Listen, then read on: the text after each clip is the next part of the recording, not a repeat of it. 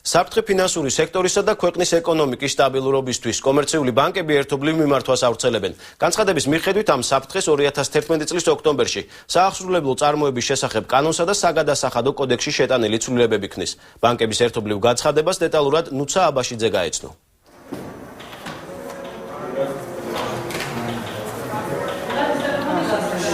განცხადებაში, რომელსაც საქართველოს კომერციული ბანკები ერთობლივად ავრცელებენ, საუბარია 2011 წელს საახსრულებლო წარმოების შესახებ კანონის 50 მუხლისა და საგადასახადო კოდექსის 239 მუხლის მეექვსე ნაწილში შესულ ცვლილებებზე, რომლის თანახმადაც კომერციულმა ბანკებმა პირველადი იპოთეკარის უფლება დაკარგეს.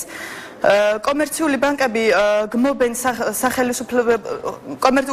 კომერციული ბანკები გმობენ ხელისუფლების მიერ კერძო სექტორისთვის ზიანის მიყენების ყოველგვარ მცდელობას. განცხადებაში ასევე ნათქვამია, რომ აღნიშნული საკანონმდებლო ცვლილების შედეგად მნიშვნელოვანი ზარალი კონკრეტულად ქართულ ბანკს მიადგა.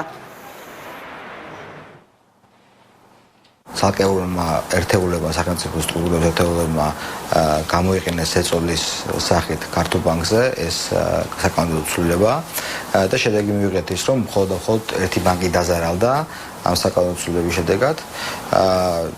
ჩვენ ბუნებრივია ეს დავგმეთ, ესეთი ქმედება მიუღებელია. პირიქით კომერციულ ინსტიტუტებს ყველგან ხელი უნდა შეეწყოს, რომ ზარალი არ მიიღონ და როდესაც მივიღეთ ფაქტი, რომ მხოლოდ ერთი ბანკი, ქართულ ბანკი დაზარალდა. რომელი ბანკები აწერენ განცხადებას ხელს და როგორ აფასებენ ექსპერტები კომერციული ბანკების განცხადებას, ამას მთავარ გამოშვებაში შეიტყობთ. მადლობა, პირდაპირ ეთერში ნუცა აბაშიძე საუბრობს.